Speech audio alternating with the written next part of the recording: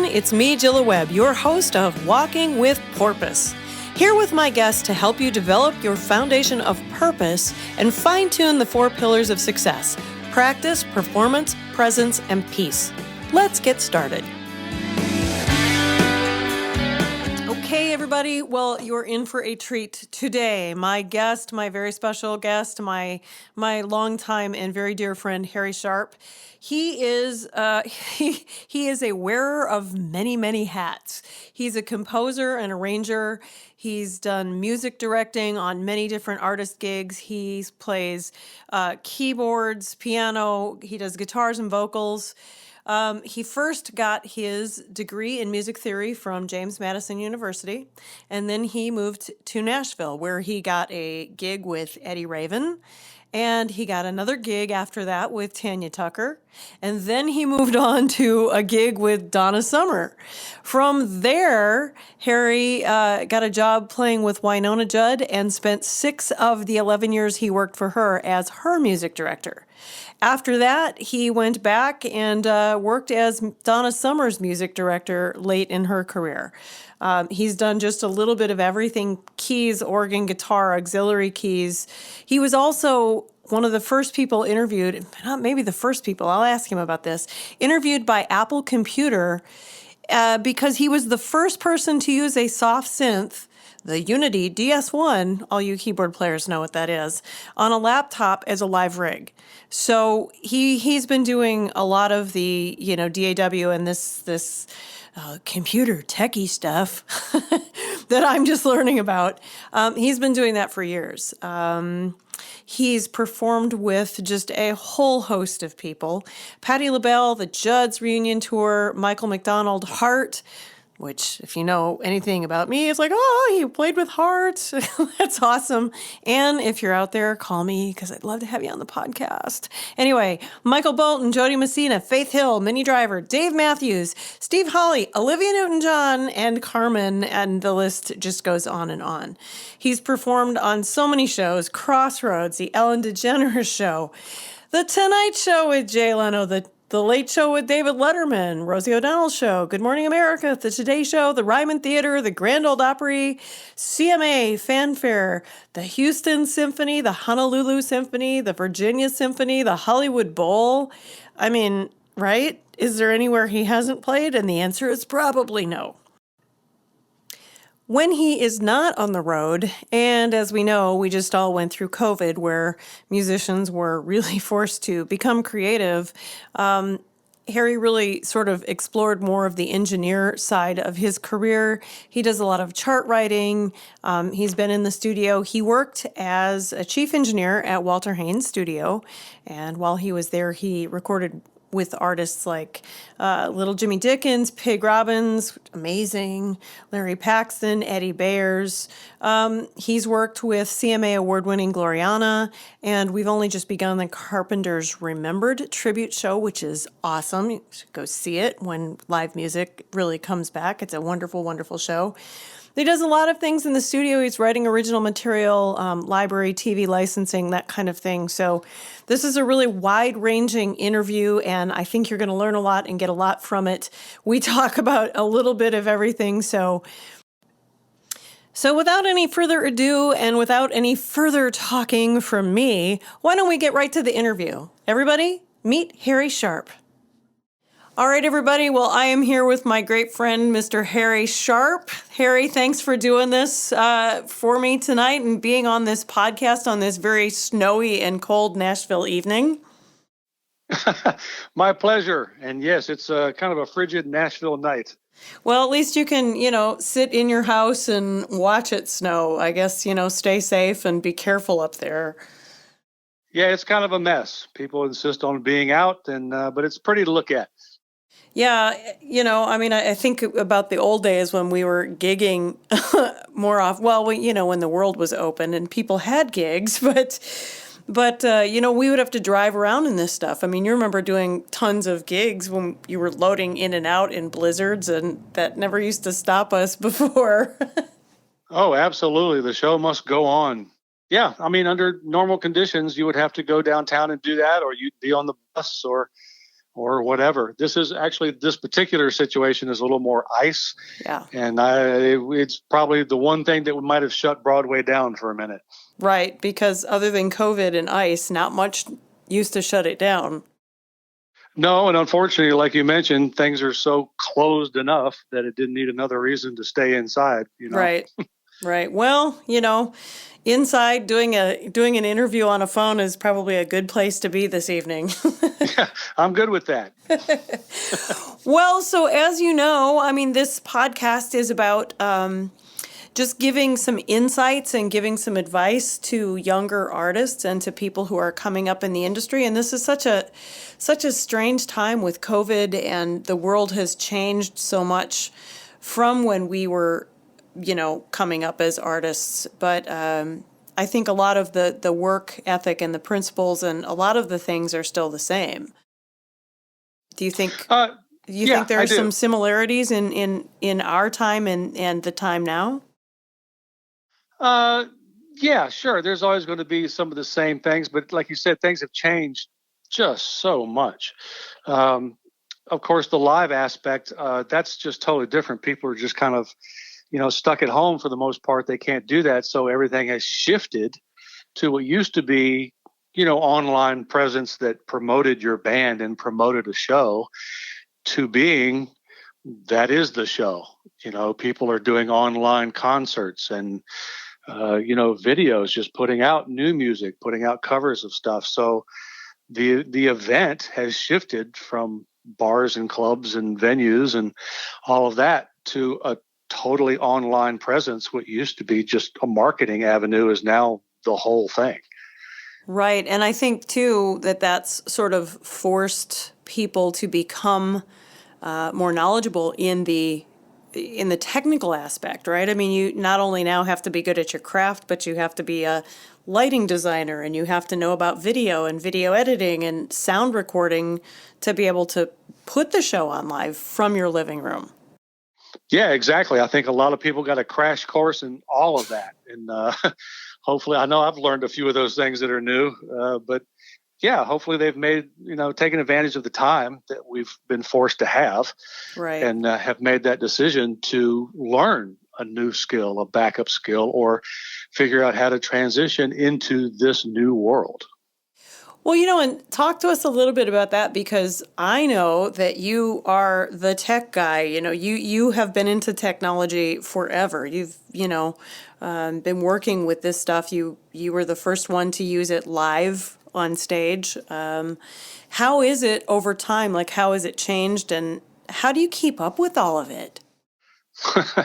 Keeping up with it is a real task. I really enjoy it. I try to set time aside, usually on Sundays, while I'm having coffee in the morning, and I will go through YouTube and find out, new software, new hardware, new technologies, just what's going on, just catch up on all kinds of stuff and go down all kinds of rabbit holes. But, the computer thing, when I was starting, all that stuff was a new thing. Now it's very commonplace. But, people are used to using it, which at the moment is a good thing, because, again, it's about the only way to do things. There's some live, in-room things, but, a lot of in-the-box computer type things and techniques and, software and all that kind of stuff. That's just, you kind of have to know how to do that. Right. And you said in the box. What do you think of the new emulation software and all of the new winds and orchestration things? If there are some technical people out there and listening to this for some tips and things that you use, what are some programs that you really like? Well, there are just a wealth of just fantastic sound libraries and technical things and tools to get the job done.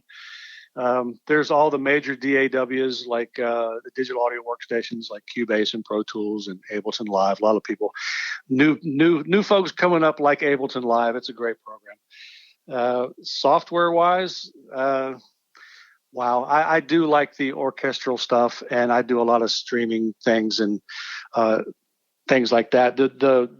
Who was it? Spitfire Audio just came out with a new library. They're in London. And it's the BBC Orchestra. Oh, wow. And it's fantastic. It's a huge library, and it was recorded at Abbey Road. And, I've been playing with that and messing around with it. And it's this, especially the string libraries.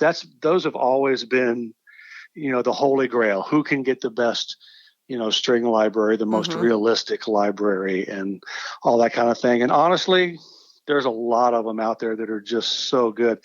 Vienna Symphony Library has always been one on top. There's a lot of companies making a lot of different things. I unfortunately have thrown a lot of money down the hole with those things. And I have a wealth of them. But I mean, you have to have a harp library if you're going to write orchestral music in the box.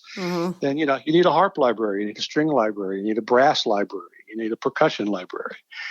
And so it's easy to get lost in all that stuff. But the bottom line is you have to use it once you have it. Right. Well, and then that leads me also, you have to know what to write. So that's how how do you learn to compose? How did you learn? What was your educational process to learn? Because you don't just wake up one day and say, "Oh, I think I'll write a symphony." How did you learn how to do this and all the skills that it takes?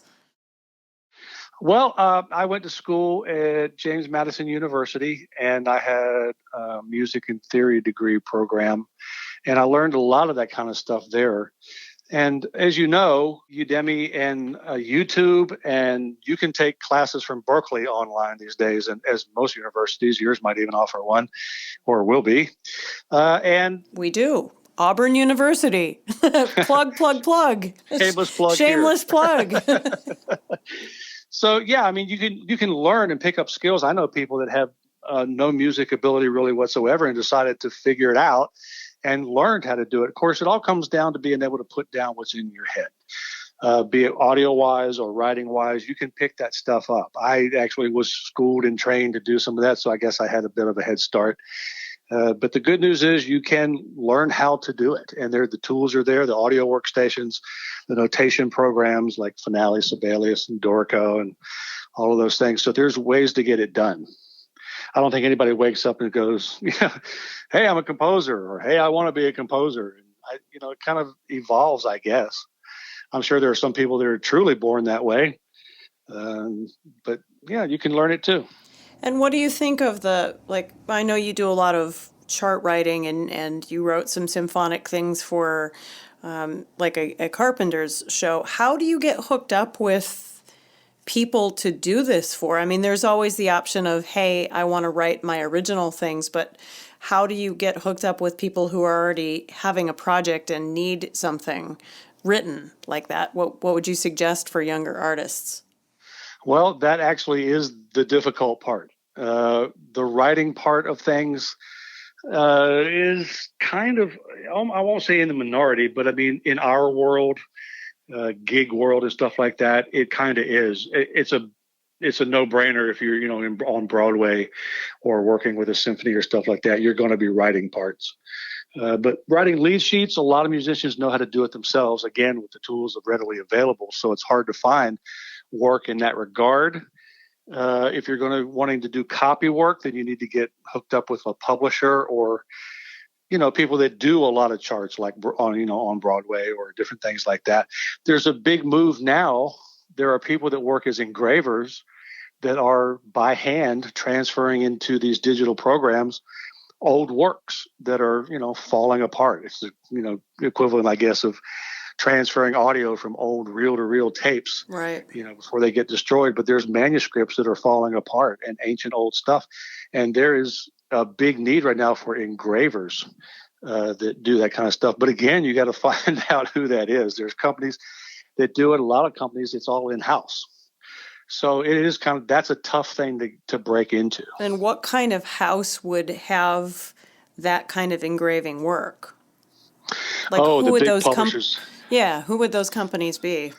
I'm sure Hal Leonard, all the ones you can find online, the Harry Fox agency that handles licensing, the big companies like that. Mm-hmm. The people that you would find that print, the music books you find in a music store if you go and find a piano book, say, to take piano lessons with, Right. Those companies, whoever they are. But again, they have people that they've been working with for years, and as the digital stuff has come along, they've just had people they've brought up. But the work there's a wealth of work. It has to be done. And I've been seeing some people that are getting subcontracted to do, basically just copy work. Right. And I think for kids coming up through college, through high school and college, like interning at these places might be a good way to get your foot in the door. Absolutely. Absolutely. And that's more the business corporate side of music than actual live playing, gigging kind of side of it. So you have to be able to understand that side. You need to know how to have your resume together, Mm-hmm. and how to do an interview and play the corporate role. Right, right. But it is the music business. Yes, it is the business. Yes. It is the music business. Speaking of business, some parts of the business of running a band and running rehearsals, you mentioned a lead sheet. And sometimes I think, I'm in the commercial world and teaching people about commercial music. I think that it's very important to learn how to read and write lead sheets and have them in rehearsals and have them in studios. What's your experience been with charts? And because you've worked with clearly, just an amazing roster of artists and people, what's your experience with that kind of thing, with actual charts in front of you? Well, charts, that kind of stuff I have done more than my share of, and you will find them when you're doing sessions in the studio, rehearsals, like you said, for artists, especially when they come to you and said, "Hey, I want to learn this tune for tomorrow." So, you stay up all night and write stuff out. But everybody counts on that, especially sessions and stuff. There's different types of charts. You'll see the traditional lead sheet is what you will see in a fake book, on a gig that has just basically one treble staff. It'll have the melody of the song written out and it'll have some chord changes. And that's pretty much it. And there's different variations on that. There's the Nashville number system that people use up here to record with and or do gigs, which is a beautiful system. Explain how that works in case there are people listening that don't know what that is. The Nashville number system is basically, it uses numbers instead of chord names. The numbers relate to the scale degrees in the key of C. C would be 1, D would be 2, E would be 3, etc. And you write the numbers instead of the chord names. And it's nice, especially when you're on a session, because the artist may want to change the key. And your brain can, translate the numbers to another key a little easier than all of a sudden, this is E, not C. And it's a little more transparent and it's a little more manipulative. You can change it around and mold it. And it's a universal system up here. It's just numbers. Right. I think there's, I see it kind of changing, but I think there's been some resistance to commercial musicians of some ilk that sort of resist the charts and, writing these things. But it seems, in my experience, to have been pretty useful.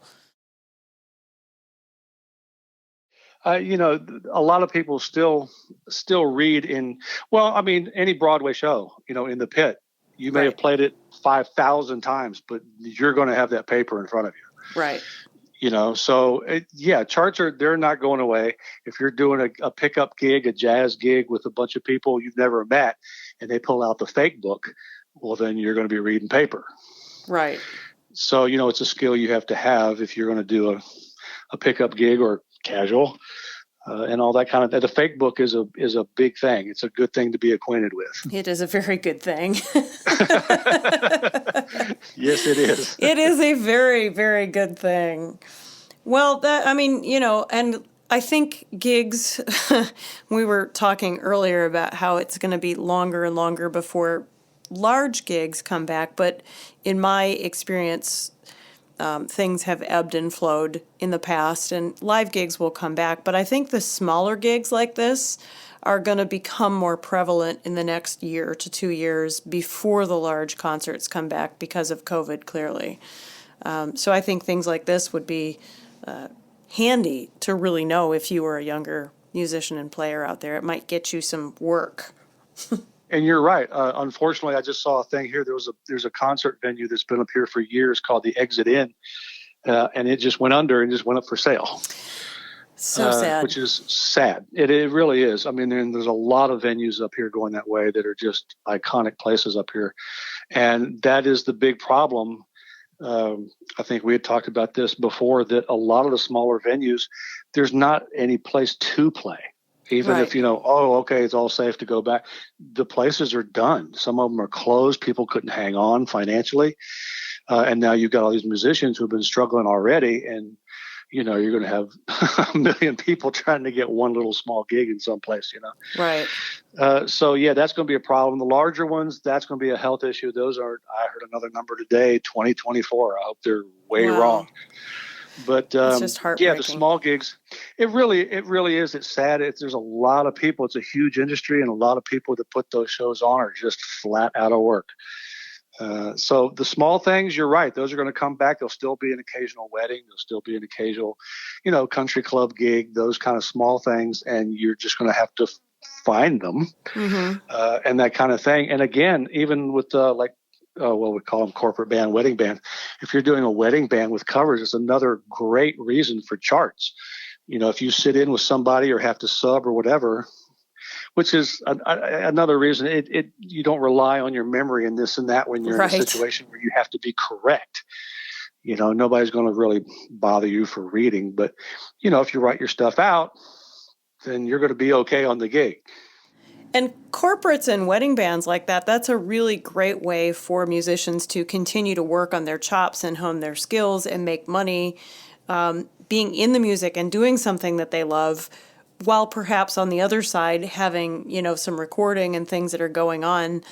But again, like you said, it's really good to have this knowledge, this chart reading and writing in case you need to be in a situation like that. It's a good, somebody else said, diversify your streams of income, which I think has never been more important than probably now for musicians, right? That's true. So all of these things are different ways that musicians can diversify at the moment. Yeah, absolutely. The wedding band thing, a lot of these bands do medleys. Right. And if you've got to learn 4 hours of music, some of which you may not know, and then it's going to get chopped up or in a different key or put together in a medley, you better be writing it down, because if you're going to rely on your memory to remember everything, you'll probably trip up at some point. So it is a good skill to have. Right. And then too, I suppose there's another position we haven't talked about, which you have been in the band leader position, the music director position, many, many times. It's important to have that paper in front of you, because you're listening not only to what you're doing, but to what everyone else is doing at the same time. Right. Yeah. It's my job to keep them together, which is the same as an orchestra conductor or anybody like that. Even if, you're in front of a situation where the people aren't reading, you will be, because you need to know where it is, and you need to follow the artist, and you need to follow everybody else. And if there's a train wreck, it's up to you to get them back on track. So yeah, you better know where you are. You got to put the train back on the straight line. That's right. So another thing that has happened. Yeah, once or twice. A few times. It strikes me as another important skill then for young musicians maybe to look at would be conducting. That's an art in itself. It is. It kind of comes with the territory of music director to a degree. Part of my actual degree in school was a conducting class, but you don't have to actually, have that unless you're aspiring to be an actual, if you're going to conduct the LA Symphony or something, then yeah, you should probably do that. But yeah, it's a good thing to know how to lead people conducting wise. Have a good sense of time, carry a metronome with you all the time, because, people always had to have a metronome with me. Can we slow this down, whatever, what was it yesterday? That kind of thing. Right. So, and unless you have a really great sense of time, you need to know how fast you're getting ready to start the next song. And things like that. So yeah, it's a great skill to be able to lead and talk to people. And part of that was hiring and firing too. So auditioning, finding people to fill the spots for different things. So yeah, it's a great great skill to have. It ups your visibility in getting hired because it's something else you can do. Right. It's another skill that they know you have. Yeah. It strikes me as we're kind of dancing around this whole communication topic too. We've been talking a lot about networking and getting to know people and dealing with people. And, as a music director, like you said, hiring and firing, you are the one talking to these people. You are sort of the go-between between the artist and the musicians. That's several different kinds of communication all at once. Oh, yeah. Yes, it is.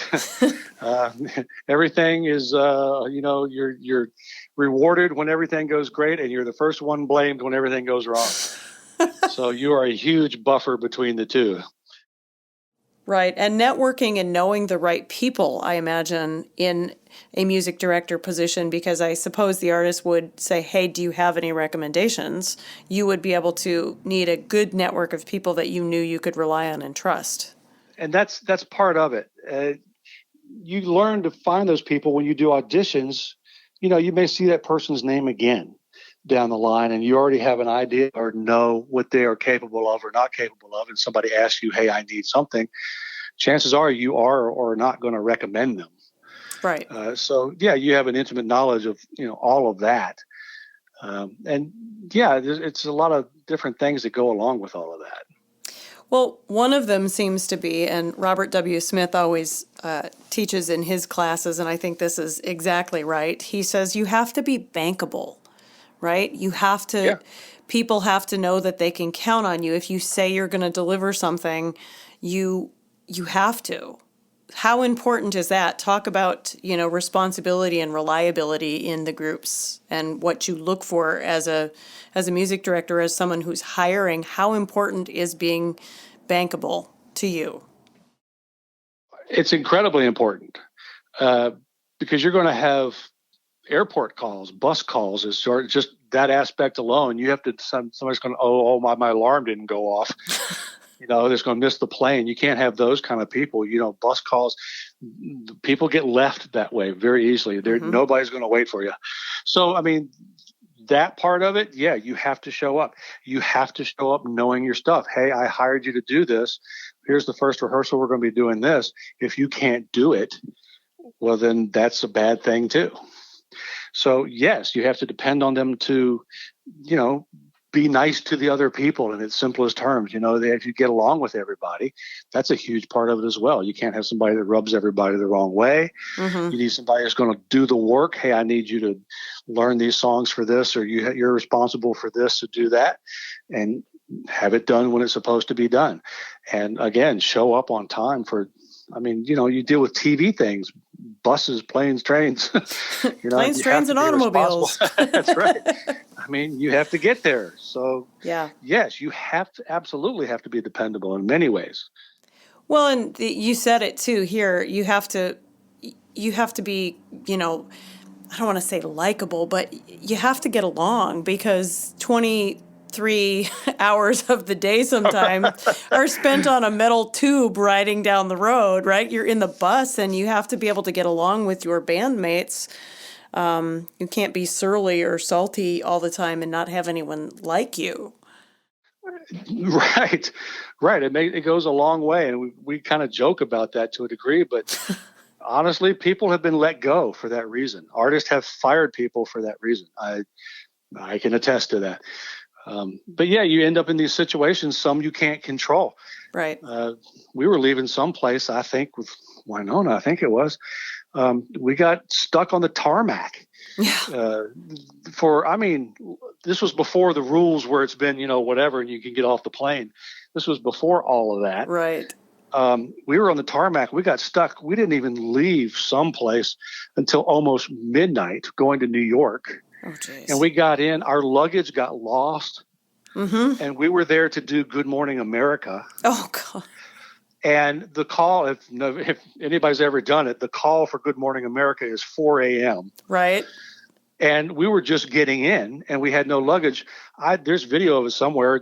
We all played in our street clothes.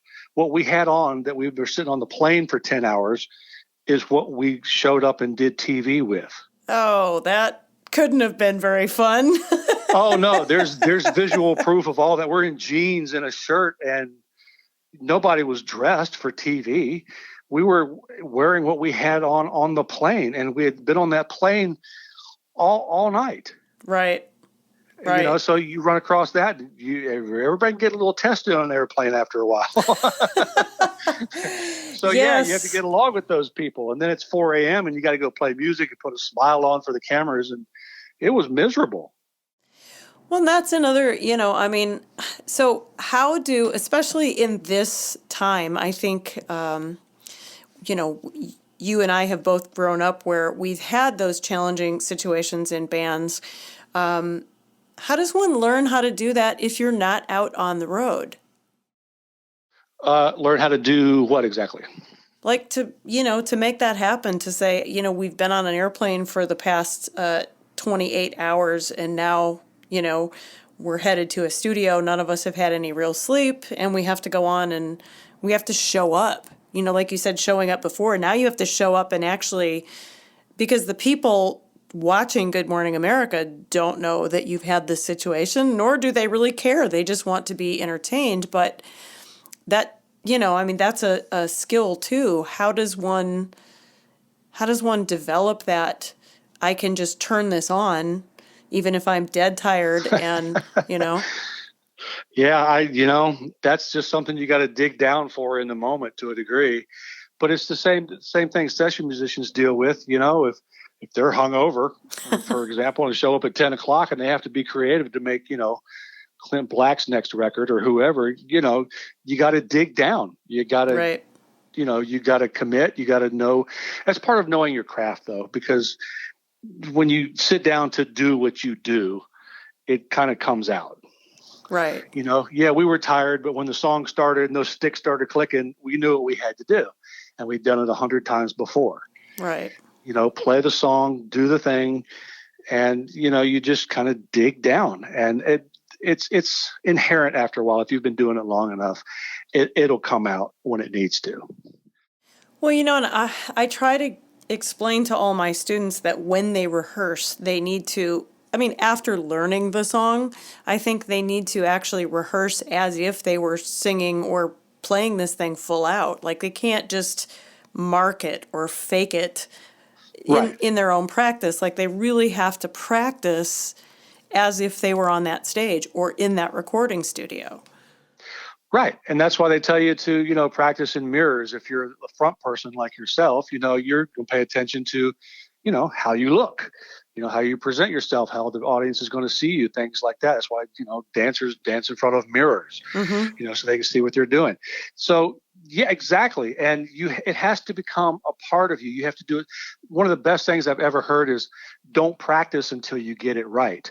Practice until you can't get it wrong. Yeah. I mean, it has to be second nature. You can sit down and close your eyes and play that song or do whatever it is you need to do in your sleep and not even think twice about it. Yeah.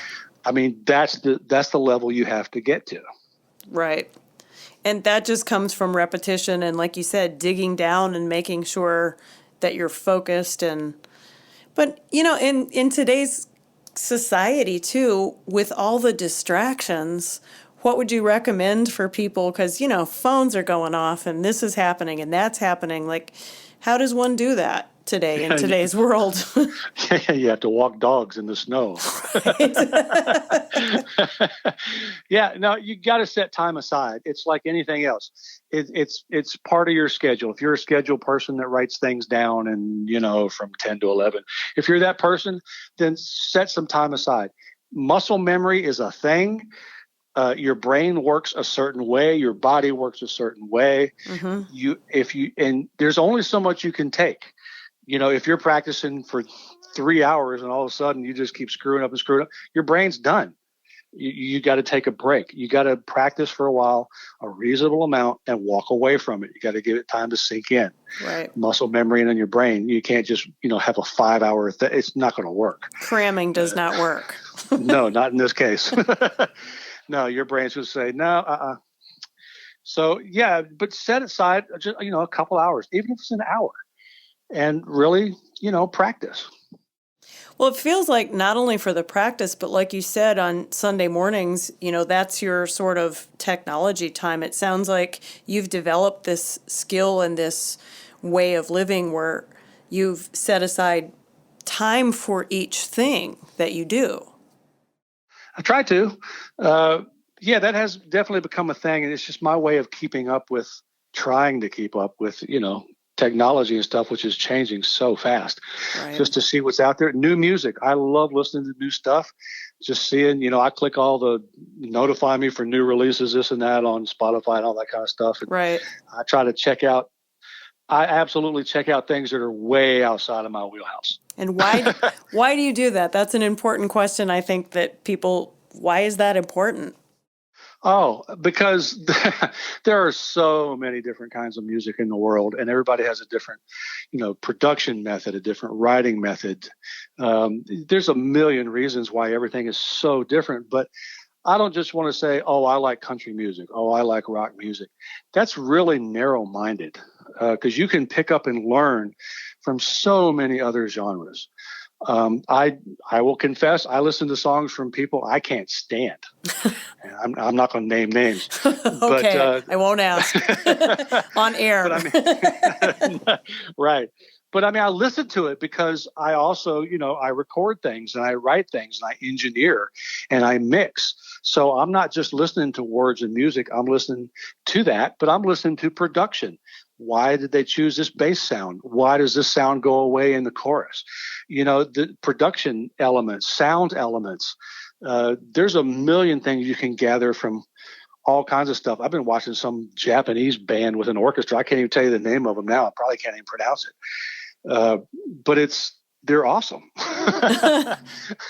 And they do stuff with orchestras and there's somebody up there playing, I can't remember, yuguan. I can't remember. It's like a Chinese hammered dulcimer. Oh, wow. Kind of thing. Somebody's playing that along, but there's some, young guy rocking out on guitar too with an orchestra up there and everything else. And it's just cool. What a great combination.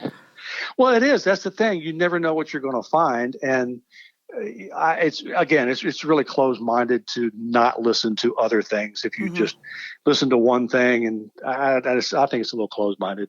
You can learn so much from so many other people because there's so many opinions in the music world.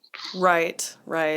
Well, and I kind of, teaching the survey of popular music as I do, I kind of see, in the beginning there was fewer things to combine. Right? Right. But as we've gone along through the decades, there are so many, and with the advent, of course, of technology, right? This just opened up a whole new world. There's endless possibilities of things to try. Where do we go? What's new? What's new out there? Where are we going from here? That's a really good question.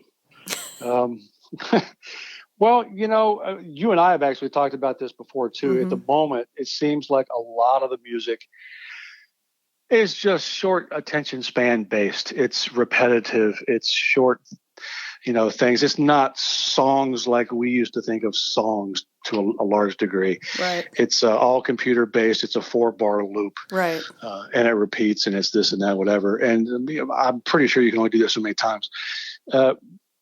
But there's a migration, you see it when we were playing live, people still love, especially from like the 80s and 90s, old songs. Old songs are kind of making a little bit of a resurgence. And I know you did your school thing and presented your kids with some songs they had probably never heard of from back then, and they ended up loving them. Absolutely. Yeah, Absolutely. and they're different than everything else that's out now. Not saying there's anything wrong or whatever. That's just where we are. So where it goes from there, there's people pushing envelopes and back to experimental things and computers making weird sounds. And, it's like Tangerine Dream all over again. Right. So I don't know. That's a really good question. And I honestly don't know. I truly hope that people keep writing songs in the true song art form because you need that. It's a great skill and it's hard to do. I think Billie Eilish and her brother have done a really good job of sort of combining this sort of repetitive style with actually a songwriting style and sounds too. I think it's a really they're really forging some sort of new path, in my opinion, of this great amalgamation of sounds and styles. What's your thought on them? Yeah, I agree. They're obviously a great duo, and the Grammy board agrees. Right. Yeah, but yeah, and they are doing, and they're doing their own thing, is what I'm saying. That everybody's going to always put their own creativity into something. That's why you should listen to different things. I know I harp on this all the time, but Dua Lipa's in the same thing. She Right. just dropped an album the other day, and Mm-hmm. I like almost everything on it. It was incredible. But she's actually got song stuff going on and actual music form more that's a little more organic than some things. This last thing actually has a lot of guitar in it, which is amazing. Right. But yeah, and she's on fire during this thing, dropping records and winning awards, and she's on fire, and so is Billie Eilish. And there are some good things. I think you're right. They're doing more of the old song form kind of thing than some of this other stuff. Well, it strikes me too. Again, I talk a lot in my survey classes about the difference between passive and active listening, and I think musically as a society we've gone way to one side of passive listening. It's just sort of noise in the background, where the sort of song format used to be way more. You'd listen to the lyrics, you'd listen to the instrumentation, Right. and I think maybe we're coming a little bit more back to that. I don't know. What do you think? Well, I hope so. Again, because music is a powerful thing. People remember lyrics and they identify with songs they heard 30 years ago, and Mm-hmm. all that kind of stuff. And it was played at your wedding, or something happened in your life and you associate it with a song. I have trouble hearing somebody 30 years from now associating something from today's top 40 maybe with a big event. They may.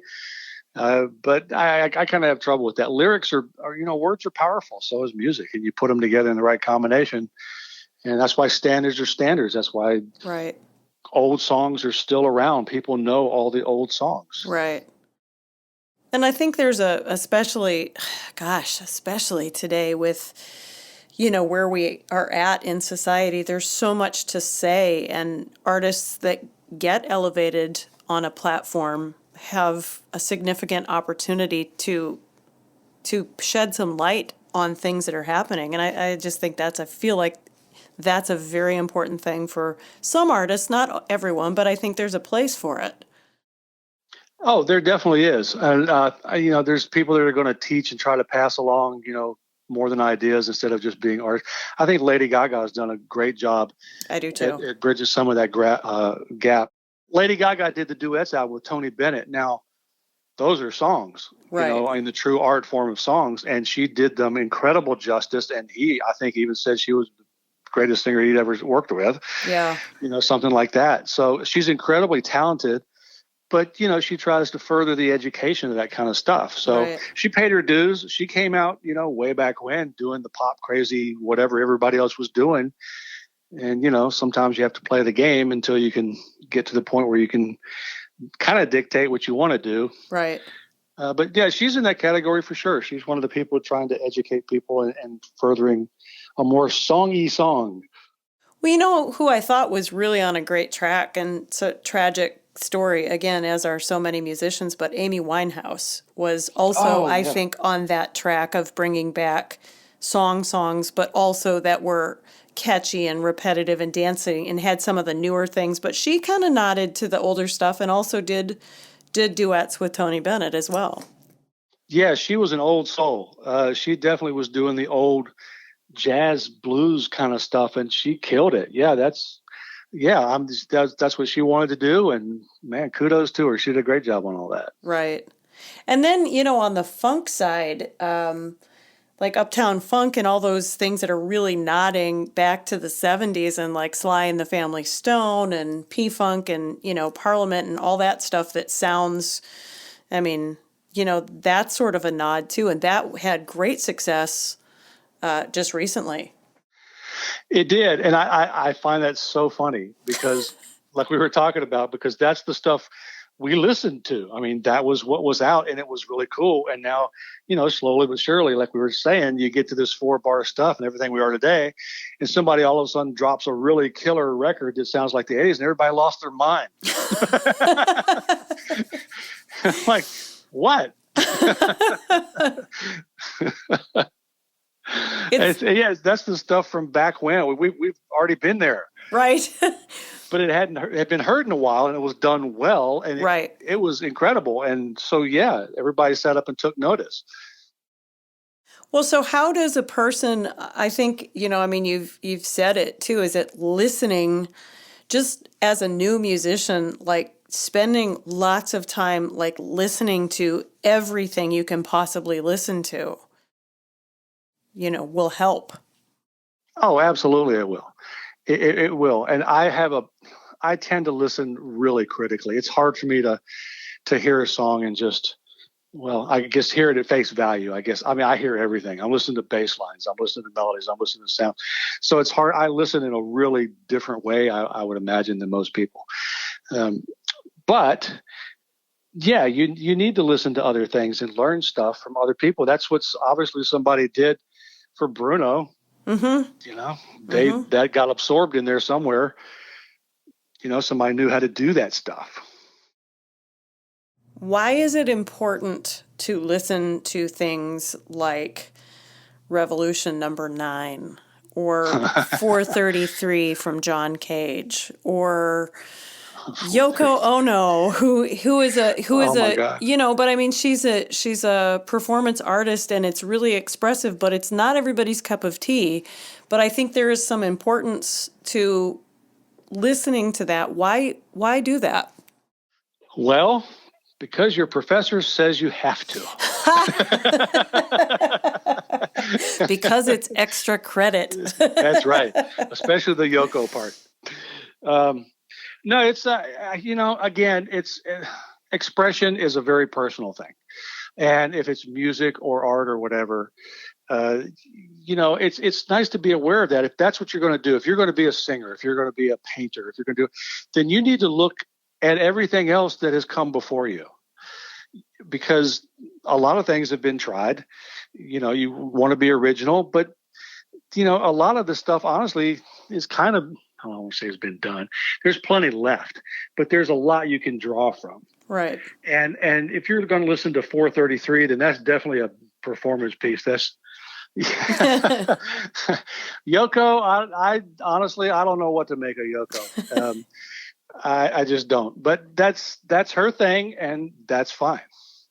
430. There's another piece that's performance art. I can't remember the name of it. It's honestly, it's the burning of a Steinway. Oh wow! I've not heard that.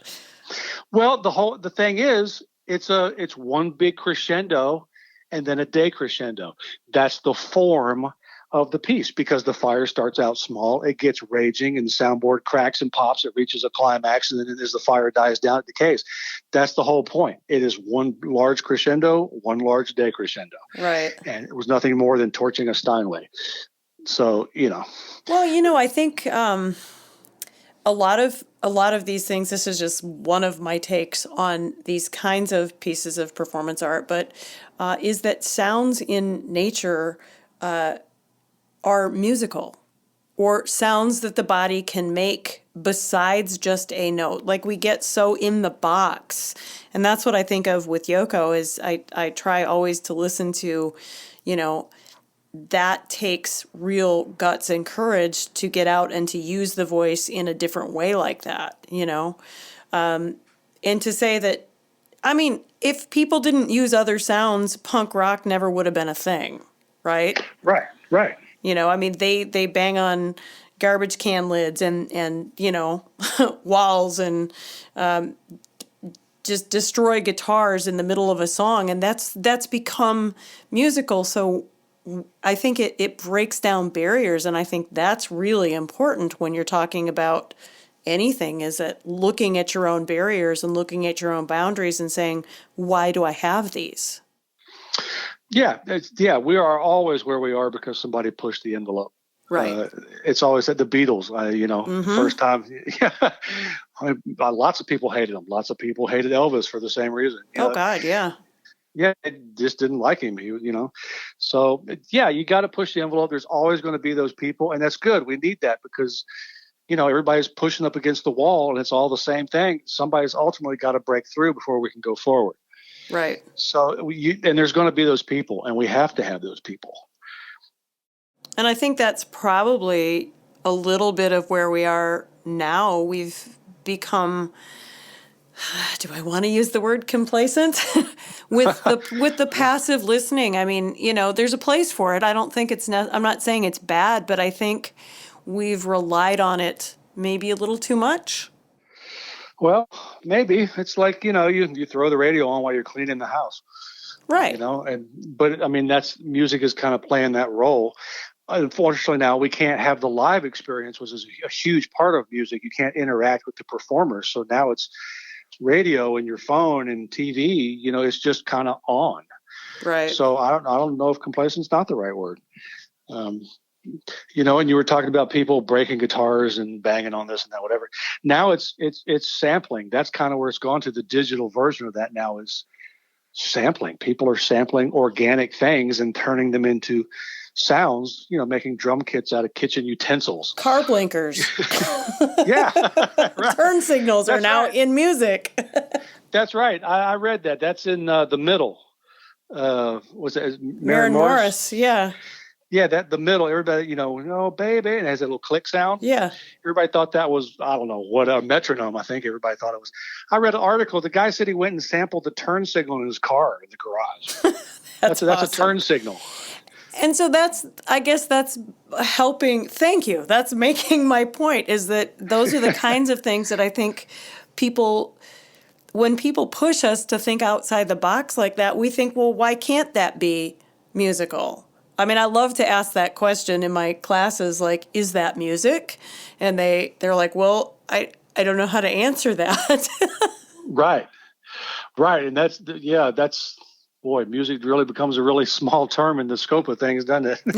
Yeah. I mean, and I guess that's the point of some of those things that push our boundaries, is that maybe it is, maybe it isn't, but I think it's at least worth asking yourself, why do you believe that it is or it isn't?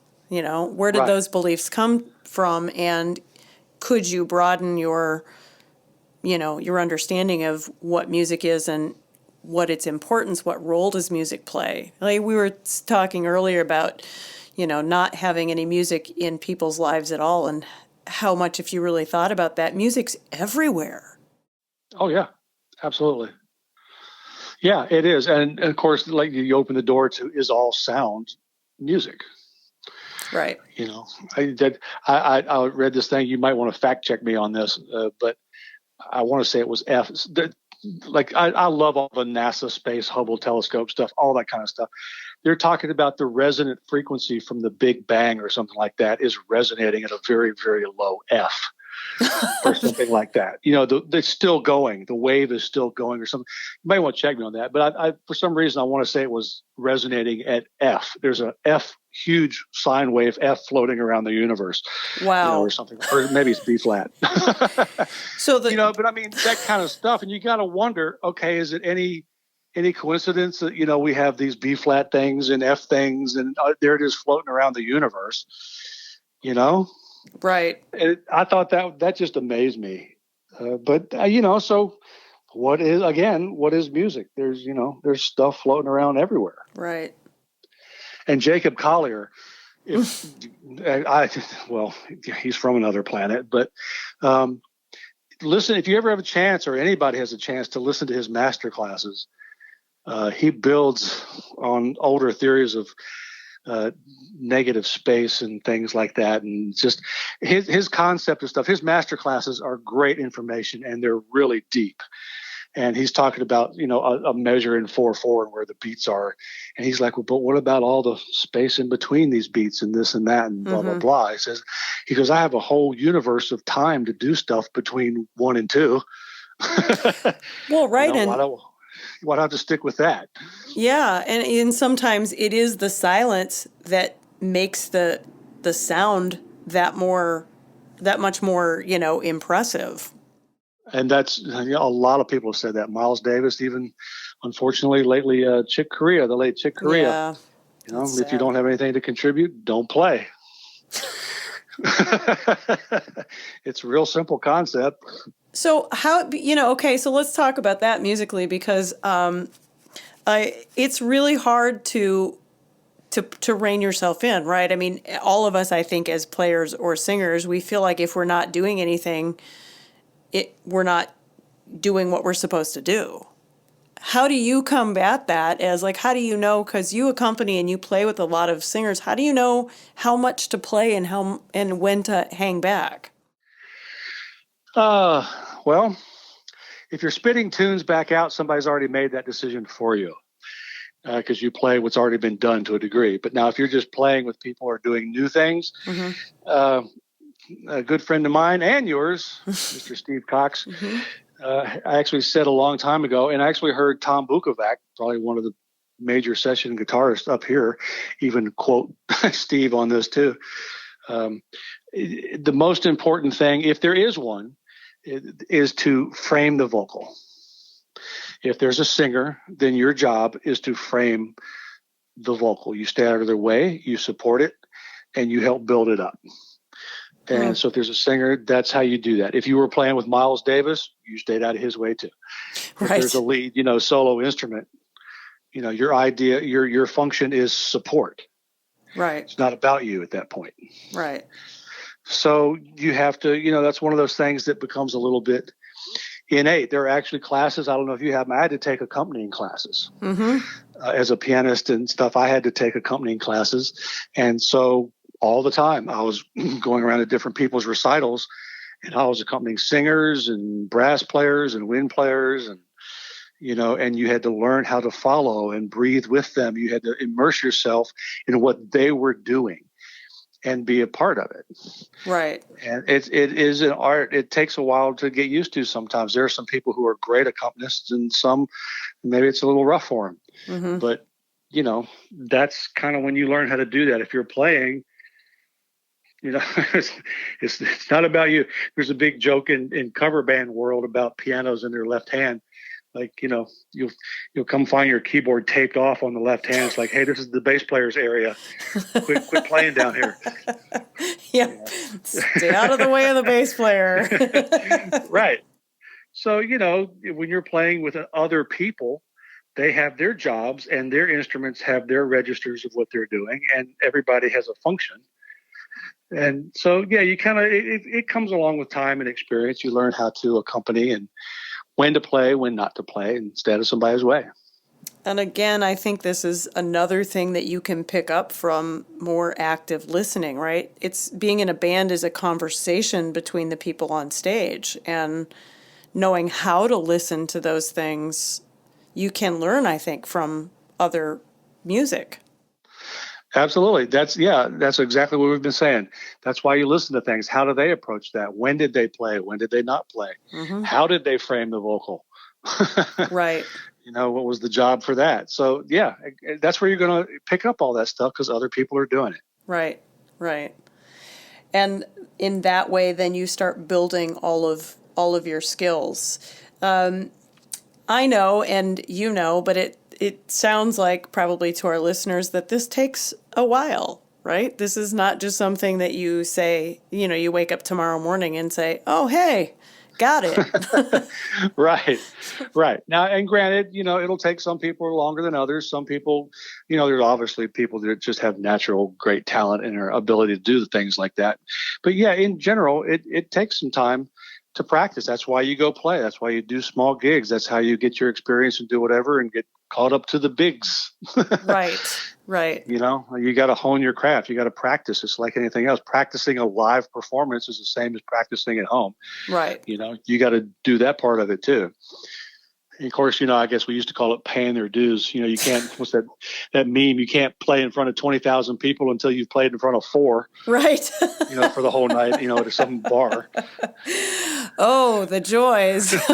Oh, yeah. Plenty of those. Plenty of those. But, and I this is another thing I tell my students, because I get I get this all the time. Well, I live in a small community and I'm not where everything is. And I said, that's great, because you can go play. There are so many more small places and people know people. So it's easier to like say, hey, I want to do a house party or I want to go play at the coffee shop and like, hey, it's Bob, so Bob knows you. So you just get the gig and you maybe find more opportunities in smaller non-music centers as a young person to learn how to hone your skills like that. This is my experience. Absolutely. And even as a musician or as a part of that community, you'll have people that know you and now they know something else you can do and you create a buzz and they'll talk about you. Right. So again, word of mouth and networking, and it's all good. That can't hurt at all. Well, no. And then, then too, when you do want to put something out on video globally, then all of those people that have been supporting you in this community will all share and get your stuff out even faster. I think it's just a win-win. Yeah, absolutely it is. You can never know enough people. boy, that's true. I had an interview. Actually, he spoke to one of my classes recently, and he said, I want everyone, of course, to know my name when I go to a gig, but he said, I never want to leave a gig without knowing all of their names either, which I thought was really cool. Yeah, that is true. Yeah. Just a way to really, it's about building, I guess what we're saying here too is it's really about building the relationships with the people, with the communities, and eventually the larger communities of your fans. Right.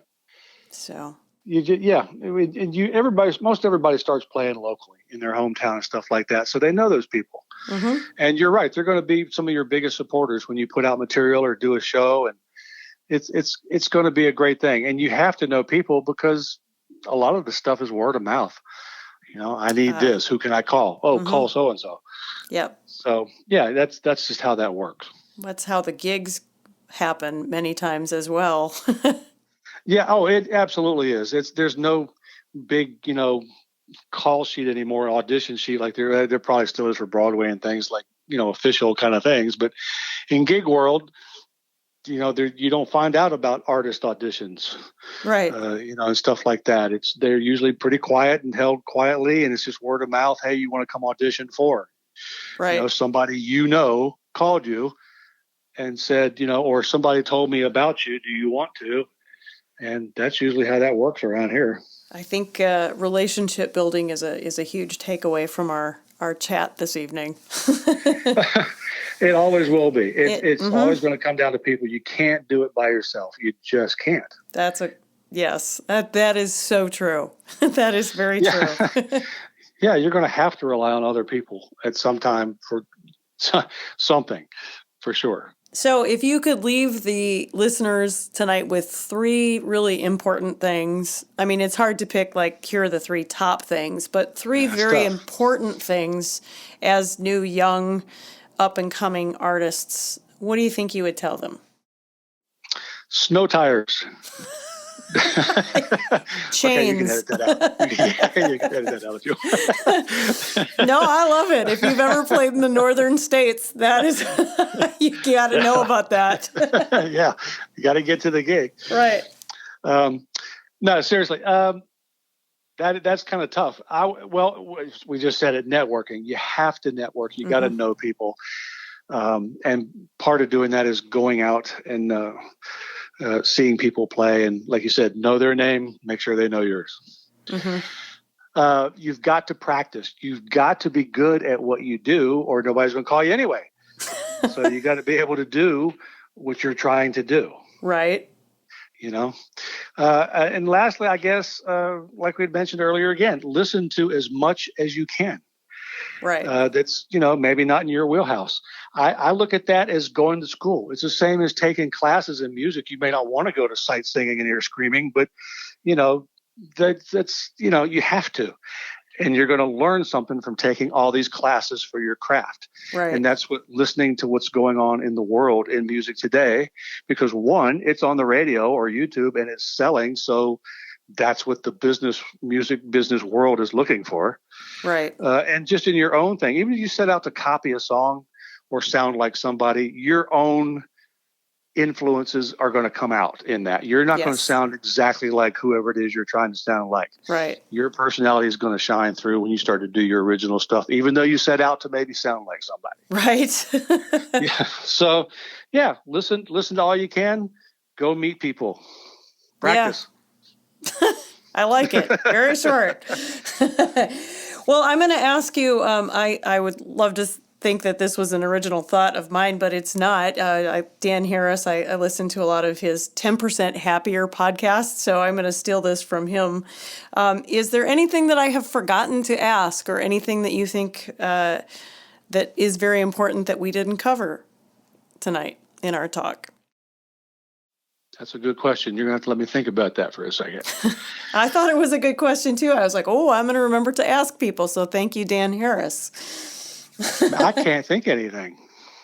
At least from, my experience and point of view, I can't think of anything that we didn't touch on somehow. Okay. Well, I just, that's why part of the reason why I love the long form interview is that we get to just explore all sorts of topics, but sometimes I leave something out and, I go down a rabbit hole or a tangent, and I just want to make sure that from your perspective, from your career and you talking to people, that there's not anything that we're, oh yeah, I wish I would have told them this or that. Right.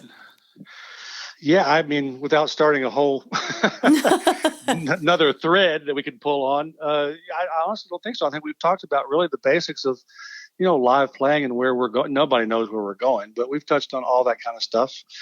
I can't think of one specific thing, really. Well, that's awesome. I think there's a lot of really juicy things for people to get in here and think about and, to chew on and dig on and, start listening to tons of music. And this has been really, really fun. So again, thank you so much for doing this this evening and taking your time out of the snowy weather. I'm sure, maybe you have to go shovel now or something. I certainly hope not. But yeah, it was my pleasure. And thanks for having me do it. It was fun. Well, thank you so much, and we will talk. We'll start one of those other threads on another podcast. Sure, anytime. All right, awesome.